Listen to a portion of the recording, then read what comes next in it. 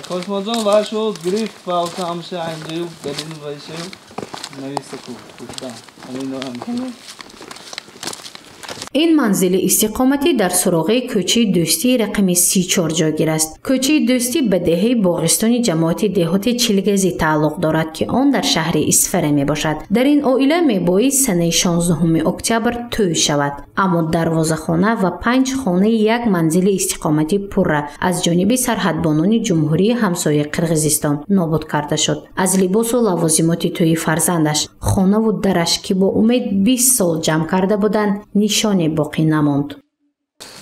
همین جاتوی خانه خودم فرزندام همش دنیا صندوق بود، مبلغ پولیم همش پورا سوخته نابود شدن. از جمله جناب همین سر لباس فرزندی خودم دیوان کرسلو به نزدیک توی بود همش پورا میخونه. خاک کایسر همش پورا سوخته شدن. خاکستر شدن.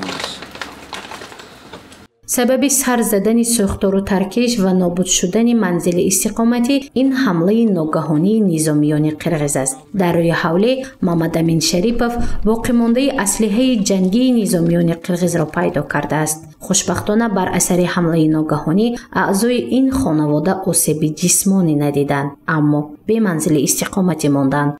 چند در منزل استقامتی جای نشست نیست، اما در روی حوله زندگی کرده ایستادند. کار را از کجا و چگونه آغاز کنند نمیدانند. اصلا این حوله را دیگر باره آباد و بنیاد کنند باز نمیدانند. همه ساله و غیر اختیار عهد شکنانه جنگ را آغاز نمودن نظامیان قرقیزستان آنها را نگران کرده است. علام‌آورشان است که نظامیان قرقیزستان به سوی مردم آسایشته همسایه‌شان آتش می‌کشایند. 6 ساعت دخترشم وقتی اصحاب خست و خواست چای گذارد به گاز، همونجا گاز بود آشخانه، رفتم اونجا چای گذاشت که الکی یک تیری همون اومدم شیفیر بزد. شیفیر زد که داوید گیسه اومد که دادا خیز جنگ سر شد. خیزی ملکای پورا ساعتش 6 ساعت جنگ پورا اومده بود تیرا. ما همجا ماشین هم میساد، ماشین گرفته پورا یگان چیز گرفته نتونستم. همه اوجاتم هم جمع بود چیزو تا خانم درش سخت کرد نتونستم. پورا گرفتم گیستاس بچه مایده همش ترسه خیلی رفته. دیگر ما اجازه ندادن که درونیم باید سرحد داره. دشمن با گرنتمیات زدن پورا سوخته نوشتگی از سوخته راسمون وقتی باری خانه بامون اسکریم میفرود من نگاه کنم همش پخال دونی پخال بیستوده یکی اکباره همش واسط شد یکی اکباره همش در گرفت. ندارم به خبری من ساعتای 8 دقیقه خواست دار.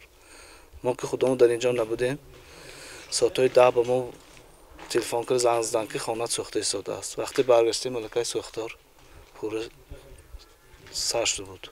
در مناقشه های سرحدی جمهوری تاجیکستان و جمهوری قرقیزستان که چند روز دوام کرد تلفات جانی و مالی به قید گرفته شده است. طبق اطلاع مسئولین وزارت کارهای خارجی جمهوری تاجیکستان در این جنگ 41 نفر ساکنان تاجیک به هلاکت رسیدند. آسیب دیدگان نیز هستند. آنها در بیمارخانه زیر نظارت دکتران قرار دارند. گزارش افناشکور و نعیم جان ایوباف برای برنامه اطلاعاتی خبر از دهه باغستان چیلگزی شهر اسفره.